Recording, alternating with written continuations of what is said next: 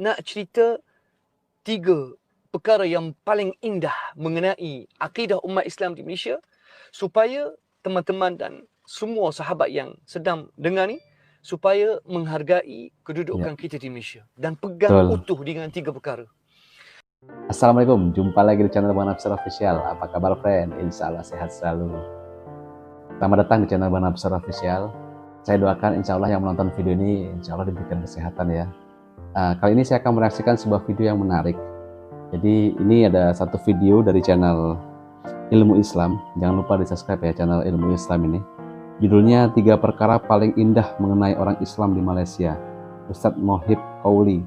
Jadi ini seorang ustadz yang menarik ya. Dan temanya pun menarik. 3 perkara paling indah mengenai Islam di Malaysia. Dan kita tahu Malaysia adalah salah satu negara Islam yang besar. Dan 3 perkara yang paling indah ini sangat menarik ini. Oke, tak usah memang masa, jom kita tonton videonya.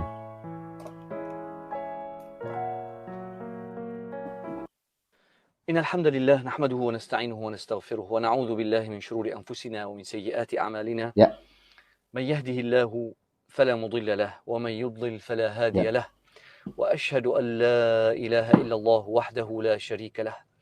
Wa asyhadu anna Muhammadan 'abduhu wa rasuluh. Ya ayyuhalladzina amanu taqullaha haqqa tuqatih wa la tamutunna illa wa antum nampaknya di mobil nih, Ben.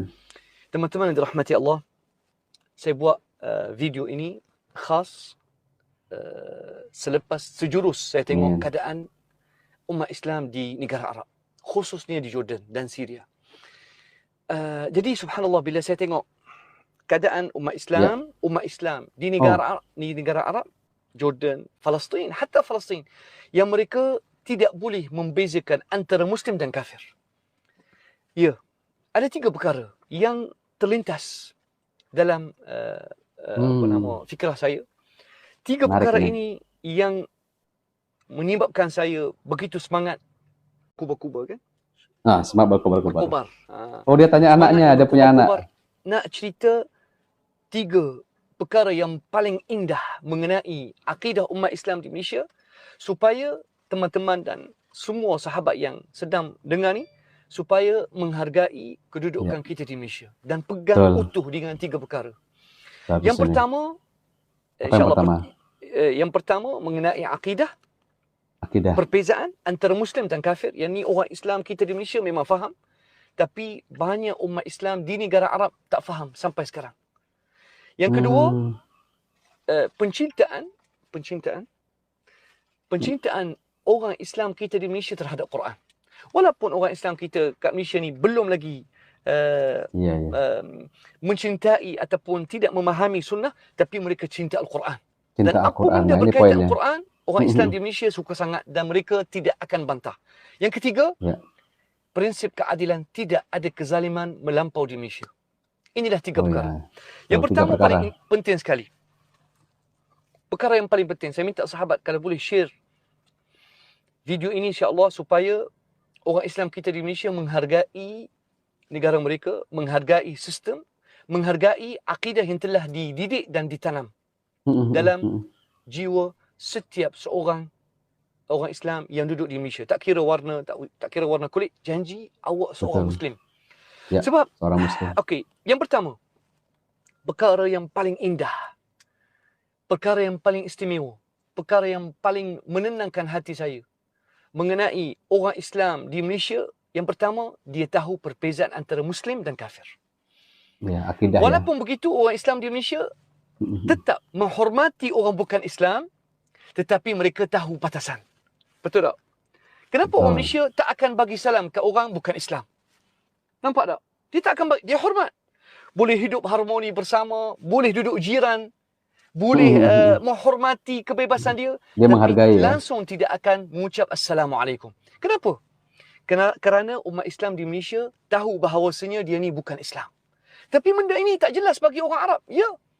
Ikhwani, selagi seorang itu bukan Muslim, selagi dia tidak mengucap asyhadu an la ilaha illallah wa anna Muhammadan abduhu wa rasuluh, selagi itulah kita tak boleh nak anggap dia sebagai saudara. Sebab kita dalam Islam di Malaysia telah diterapkan.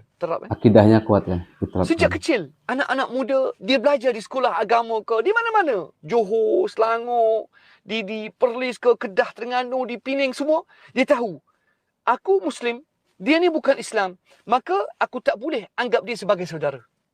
Perkara ini langsung tidak diterap dan tidak dididik di sekolah-sekolah kebanyakan negara Arab, khususnya di Jordan. Akidah Tauhid di Jordan tak ada.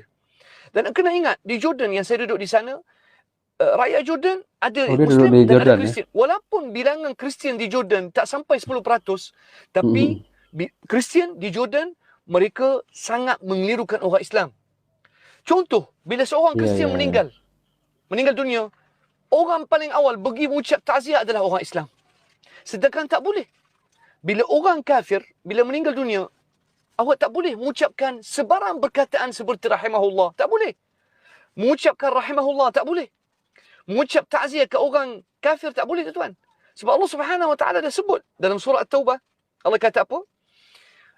ما كان للنبي والذين آمنوا أن يستغفروا للمشركين ولو كانوا أولي قربى من بعد ما تبين لهم أنهم أصحاب الجحيم ما كان للنبي والذين آمنوا أن يستغفروا للمشركين. Tidak boleh bagi Nabi Muhammad sallallahu alaihi wasallam.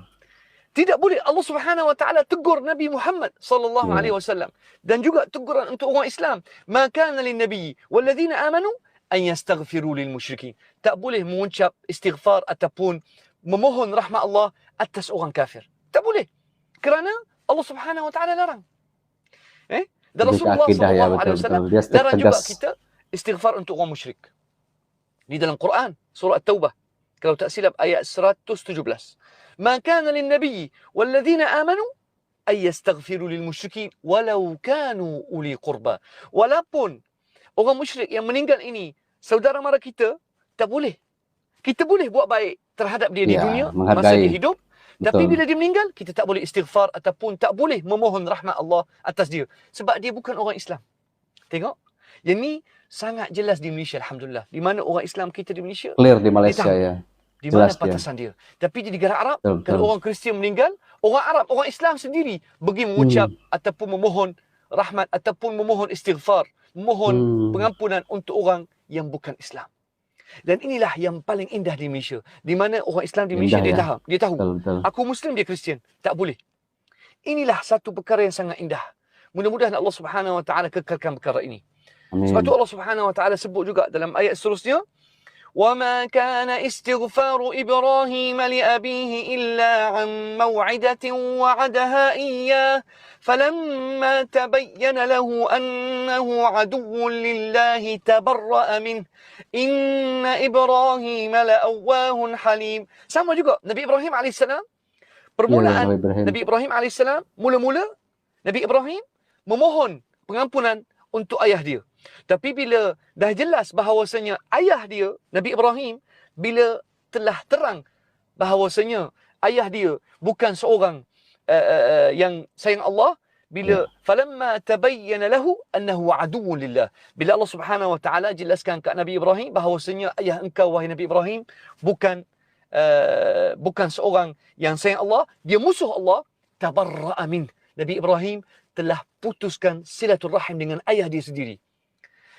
Mula-mula Nabi Ibrahim kata, qala la astaghfiranna lak. Nabi Ibrahim janji, wahai ayah, aku akan memohon pengampunan Allah untuk engkau. Tapi kemudian Nabi Ibrahim AS, falamma tabayyana lahu annahu aduwwun lillah tabarra'a min inna Ibrahim la'awwahun halim.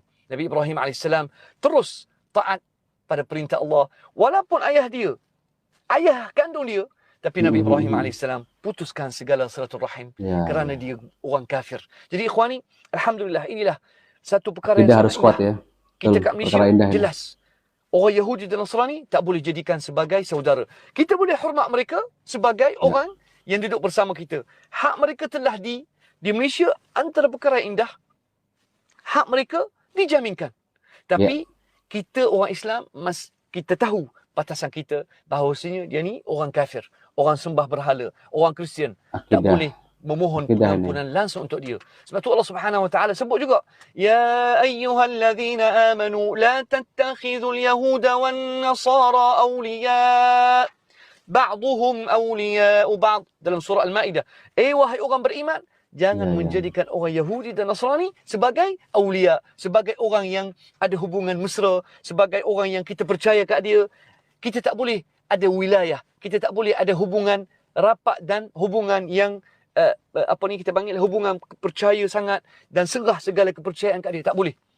Sebab Allah kata, ba'duhum awliya'u ba'd. Wa man yatawallahum minkum. Barang siapa yang menjadikan mencintai orang Yahudi dan Nasrani lebih daripada orang Islam, maka dia jadi salah seorang daripada orang Yahudi dan Nasrani. Sebab itulah alhamdulillah perkara ini sangat jelas dan sangat indah di Malaysia. Jadi jelas insya-Allah. Baik. Yang kedua, yang saya suka sangat kat Malaysia ni, satu perkara yang sangat indah, umat Islam di Malaysia sangat menyayangi Al-Quran. Kita bila baca Al-Quran, walaupun masyarakat Islam kita, orang Melayu kita, walaupun mereka tak faham Al-Quran, tapi mereka boleh disayang. Dia cinta Al-Quran. Dia cinta Quran. Sebab dia tahu ini kalamullah. Ini daripada Allah Subhanahu Wa Taala. Yang diturunkan oleh Allah Subhanahu Wa Taala atas Nabi Muhammad sallallahu alaihi wasallam. Allahumma salli ala Muhammad. Ustaz, bila baca Al-Quran, subhanallah, telinga masyarakat kita akan terbuka dan mereka suka. Tapi sedihnya di negara Arab, khususnya di Jordan yang saya duduk selama kat sana, mereka tidak menghargai Al-Quran. Bahkan awak boleh jumpa orang Arab yang boleh menghina Al-Quran. Wala haula wala quwwata illa billah. Nauzubillah min zalik. Yang ketiga, apa yang ketiga? Yang ketiga, Bran. Tidak ada kezaliman. Alhamdulillah. Di Malaysia kita masih lagi ada ruang untuk menyampaikan dakwah dengan Al-Quran dan Sunnah. Dan kezaliman yang kuat tak ada. Walaupun kadang-kadang kita tengok ustaz ni report pasal ustaz ni benci ustaz ni, ada ustaz yang tuduh ustaz lain sebagai Wahabi dan sebagainya. Tapi alhamdulillah, kelebihan kita di Malaysia ada sistem undang-undang yang tidak akan menzalimi ataupun menindas mana-mana orang. Alhamdulillah, ini satu nikmat yang sangat terindah. Dan inilah tiga perkara yang paling indah yang saya nampak kat Malaysia. Mudah-mudahan insya-Allah teman-teman boleh kongsi kuliah ini supaya kita sentiasa menghargai Islam di Malaysia, supaya kita sentiasa doa kepada Allah Subhanahu Wa Taala supaya jaga negara ini dan lindungi orang Islam walaupun ada cubaan musuh Islam untuk memecah belah kita, sama ada melalui wujudnya orang yang jarakkan saf ataupun ada golongan yang cuba mempertahankan Yahudi dan Nasrani. Tapi insya-Allah umat Islam di Malaysia tetap akan memahami prinsip akidah, iaitu al-wilayatu lillahi walil rasul. Kita sentiasa sayang Allah dan Rasul, meletakkan cinta Allah dan Rasul atas sekali, dan mencintai orang Islam, dan jangan memohon rahmat untuk orang kafir. Paling penting, mesti menanam perbezaan antara orang Muslim dan orang kafir. Dan inilah yang paling besar. Wallahi ikhwani, itulah perkara yang paling indah saya belajar kat Malaysia. Saya datang kat Malaysia ni tak ada janggut. Betul sayang? Datang kat Malaysia umur berapa? 23. Umur saya masa tu tak ada janggut. Tapi alhamdulillah, keamanan dan keamanan pemahaman Islam, cinta kepada Islam menyebabkan saya sanggup dan berani hidupkan sunnah Rasulullah sallallahu alaihi wasallam, dan saya boleh simpan janggut di mana? Di negara Arab yang Islam ada kat situ.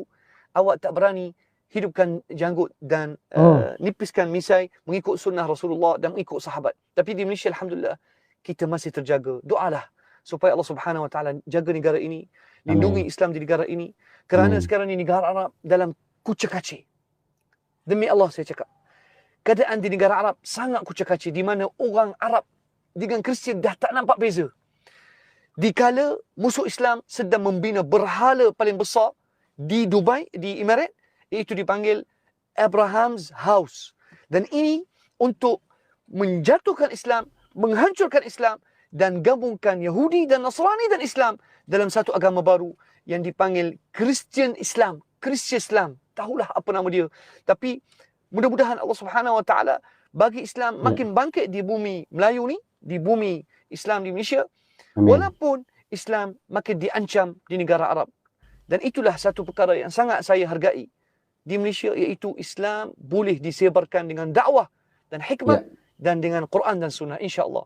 Barakallahu fikum wa jazakallahu khair. Wassalamualaikum warahmatullahi Waalaikumsalam warahmatullahi wabarakatuh. Wafikum barakallah. Nah, itu tadi friend penjelasan yang cukup panjang dari Ustadz Muhib Qauli. Nah, dan saya terus terang saya tak begitu paham dia berasal dari mana. Apakah dia berasal dari Malaysia? Nanti kalau ada tolong di komen ya.